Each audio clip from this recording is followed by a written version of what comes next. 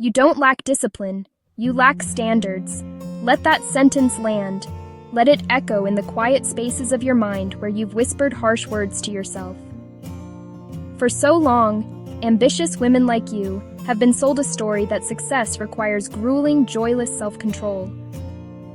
You've been led to believe that if you're not achieving your goals, it's because you're lazy, you're weak, you just don't have enough willpower. I'm here today, as your mentor and your friend, to tell you this narrative is fundamentally flawed. The constant draining battle you feel isn't a sign of character. It's a symptom of a deeper issue. The problem isn't your inability to force yourself into action. The real problem is the bar you've set for yourself is simply too low. Low standards are like a slow leak in a tire, imperceptible at first, but over time they leave you flat, stuck, and unable to move forward.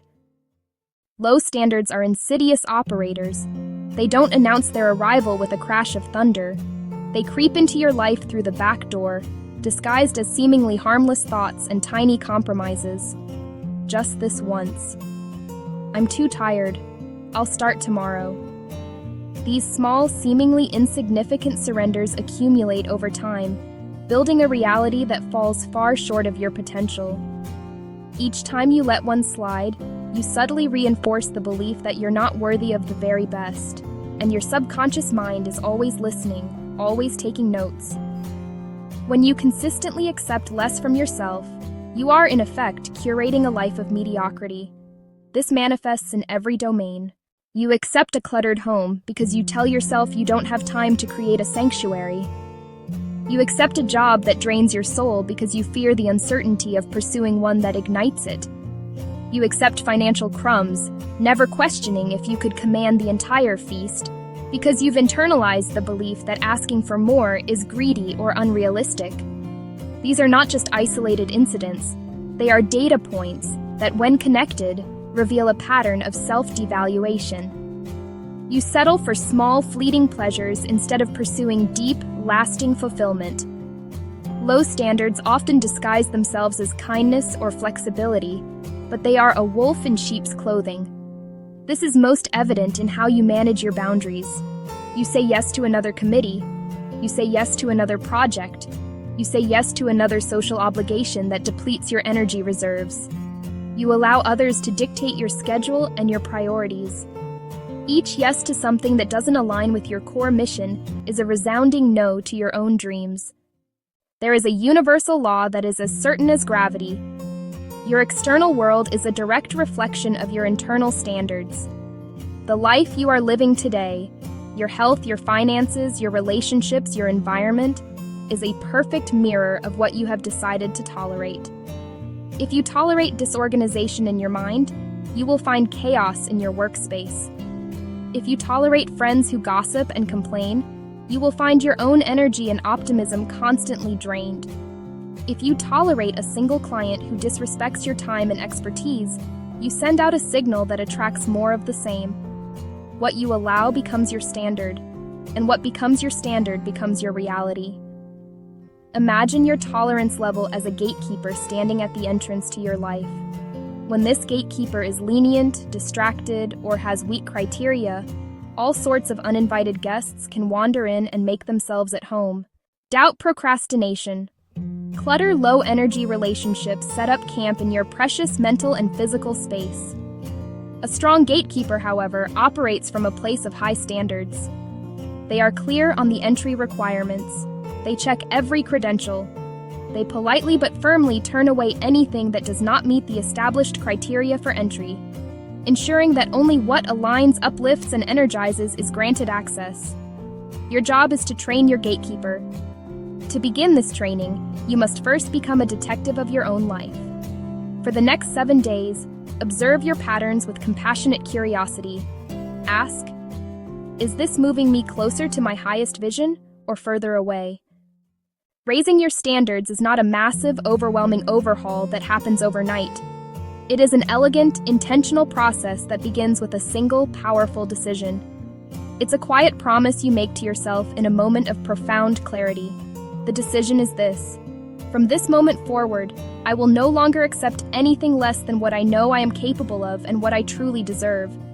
This decision is the first domino. It's the spark that ignites the flame of transformation. Once this choice is made with conviction, the path forward begins to illuminate itself, one step at a time. The key to making this feel empowering is to focus on creating an upward spiral. Instead of trying to fix everything at once, you will choose one, and only one, area of your life to elevate.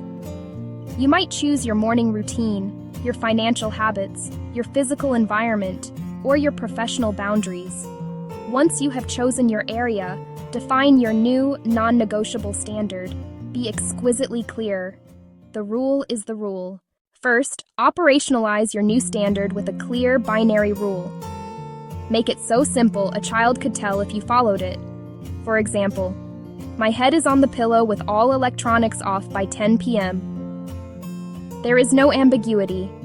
Write it down and place it where you'll see it daily. Second, create a supportive environment. Willpower is finite. Architect surroundings to make adherence automatic. If your standard is no sugar for 30 days, cleanse your kitchen of temptations. If your standard is to write each morning, prepare your desk, your tea, and your materials the night before.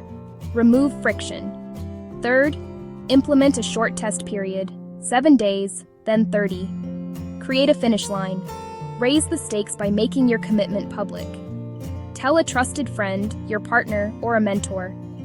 Ask them to check in, not to police you, but to celebrate your progress.